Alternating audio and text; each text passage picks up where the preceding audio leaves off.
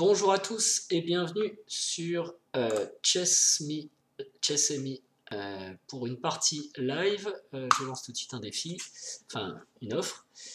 C'est la partie numéro 21. Alors, vous avez peut-être suivi la partie 20 sur laquelle j'ai bien perdu et il y avait pas mal d'enseignements. Je vais essayer d'en tirer les enseignements. Je vais essayer de ne pas reproduire la même chose cette fois-ci. Donc c'est l'intérêt de jouer plusieurs choses. Donc je suis toujours pas très en forme, mais c'est pas pour donner une excuse. Déjà, se donner une excuse au début, c'est pas une bonne chose. Donc j'ai envie de jouer, surtout. Ce que j'avais fait sur la partie 20, c'était une ouverture. Passer trop de temps dans l'ouverture à réfléchir à des choses un peu tordues. Et tiens, on va tenter ça. Et c'est bizarre ce que je viens de faire quand même, c'est risqué. Ok, on va continuer comme ça. C'est bizarre, ouais. Bon, je parle. Oh là là là là. Alors, attendez, bon, ok. Ça va être une espèce de système botvinnik, mais j'avais peut-être mieux à faire, du coup, j'avais peut-être du G5 à jouer carrément. Euh, ok, on va y aller vite. Donc, justement, j'avais joué trop lentement le début. Bon, là, je l'ai peut-être joué un peu trop vite. Et ensuite, j'avais adopté un plan un peu mollasson. Donc, on va essayer d'éviter ce genre de choses. Bon, je vais d'abord développer mes pièces. Voilà, c'est important. Alors, il y a une différence, il a son cavalier ici, moi j'ai mon cavalier en E7, donc j'ai la possibilité de jouer F5, mais bon. Il peut venir tout de suite, je ne sais pas si je le prends, peut-être que je rock dans ce cas-là. Ouais, cette position, ok, je vais rocker aussi.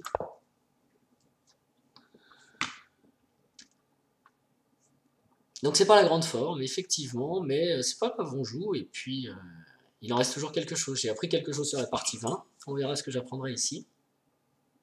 Peut-être vous faire le texte d'introduction avant de commencer à jouer, c'est mieux. D'accord. Donc je peux jouer D6 moi aussi, garder la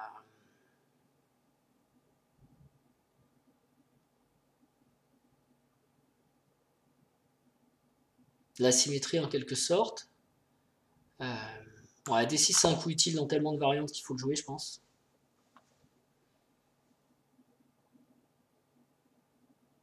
Et moi, par rapport à lui, j'ai F5 sur la table. Ok. Alors, là, il a peut-être peur de fou G4 et cavalier D4. C'est peut-être pour ça qu'il joue H3.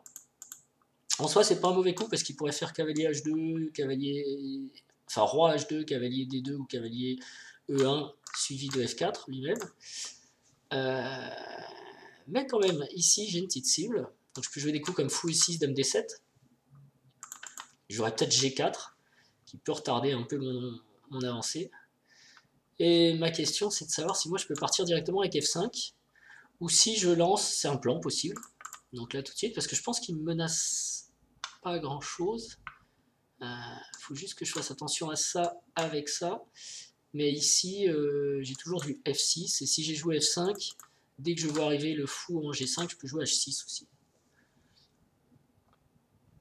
Dans ces positions, il faut aussi parfois faire attention à cavalier H4 quand on pousse F5 et H6 parce que G6 est faible.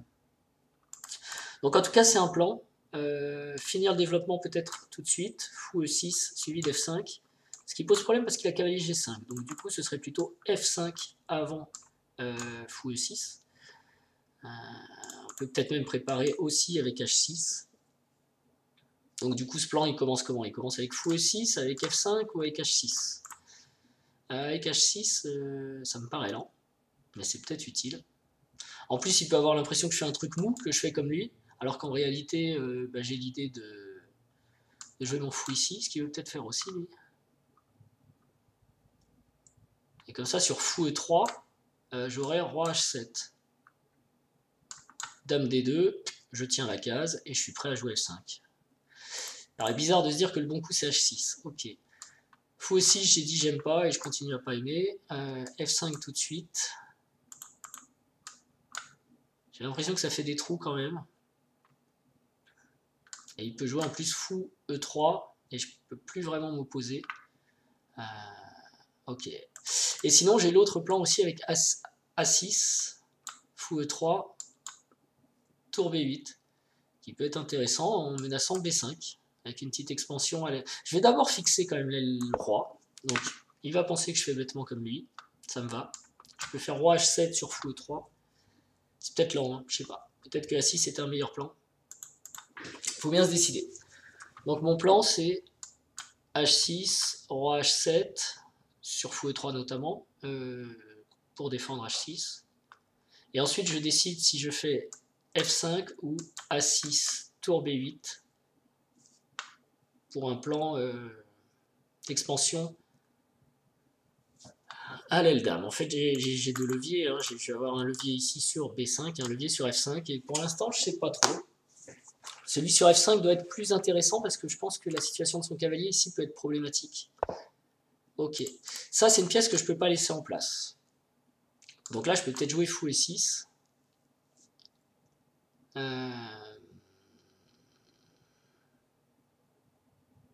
Tout de suite.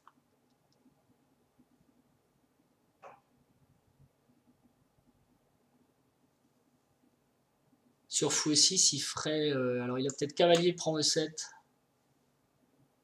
Je peux faire cavalier prend E7 ou dame prend E7. Ça me va très bien.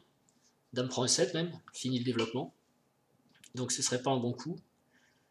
Et sinon il a fou E3, roi H7. Fou E6 c'était dans mon plan, donc j'y vais. Et finalement, vous voyez, je suis pas content d'avoir joué H6 parce que il n'a pas cavalier G5.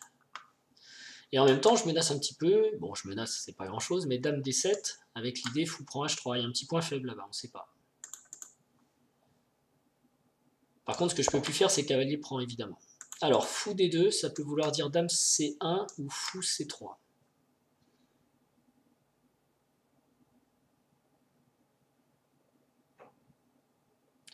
Ça peut être intéressant de jouer dame D7 pour lui demander ce qu'il veut faire en fait, hein, avec ses pions ici.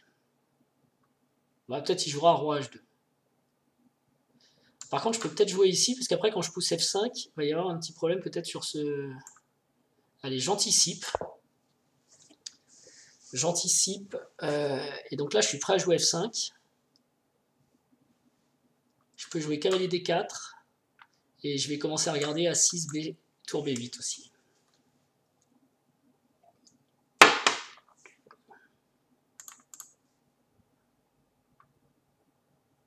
En tout cas, je suis bien prêt à jouer F5. Ok. Donc je reprends avec la dame ou avec le cavalier. Je pense que mon cavalier... Ah, ça se discute, parce qu'il y a la case F5 dans l'histoire. Si je prends avec la dame, je lis les tours. Je reste sur une diagonale intéressante. Et F5 est possible, parce que pion prend, tout va bien. Si je prends avec le cavalier... Non, je fais un coup en arrière, je développe pas de pièces. Allez, je prends avec la dame.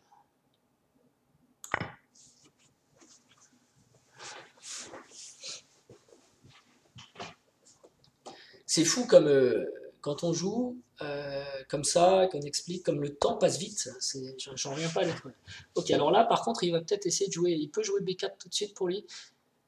Il pourrait. En plus, ça m'enlève la possibilité de jouer cavalier D4. Alors, est-ce que je joue, boum, A5 pour essayer de l'en empêcher? Il va jouer A3. Je pense que je dois empêcher au moins une fois avec A5.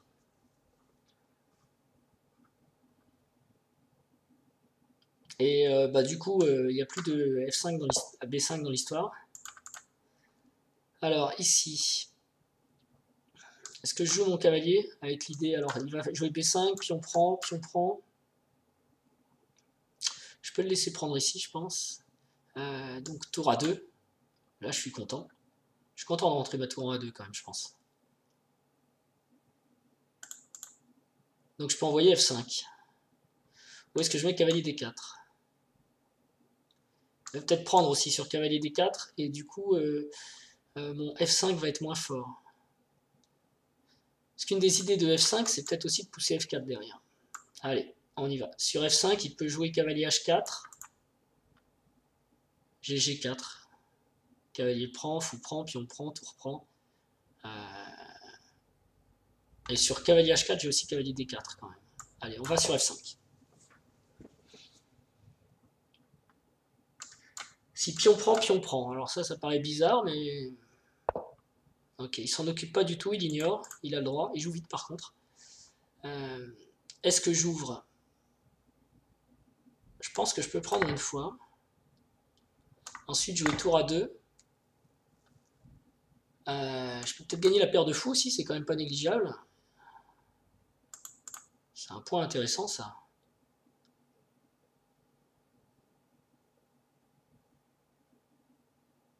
Et il y a un problème ici aussi, non? Pion prend, fou prend.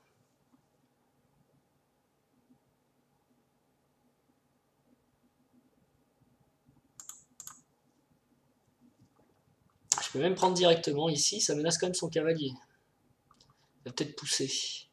Mais dans ce cas, je fais pion prend, je gagne. Donc pion prend, cavalier prend. C'est bizarre son histoire. Alors est-ce que j'abandonne toutes mes velléités, on va dire, sur la possibilité de jouer F4 pour essayer de gagner un pion ici en me disant que ça va suffire? C'est un pion plus la paire de fous. Si je prends direct, cavalier prend.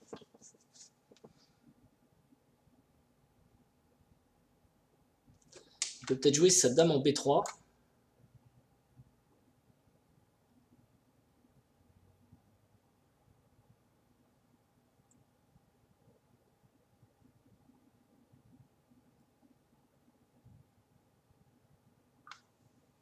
Et je dois reperdre le pion.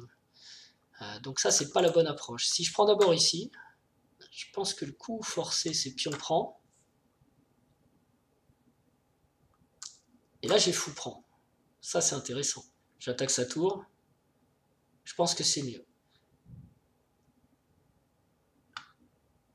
Si je joue B5, je prends le cavalier, il peut pas... Donc pion prend, il y a alerte pour lui quand même.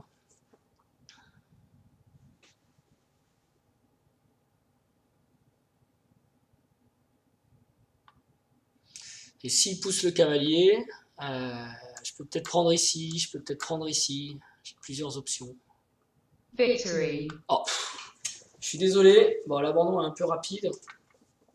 Je vais refaire une partie du coup, mais bon, je vais pas la commenter. Je vais faire une partie pour moi sur une autre partie d'échecs, on va dire, pour m'entraîner. Parce que là, pour le coup, 12 minutes.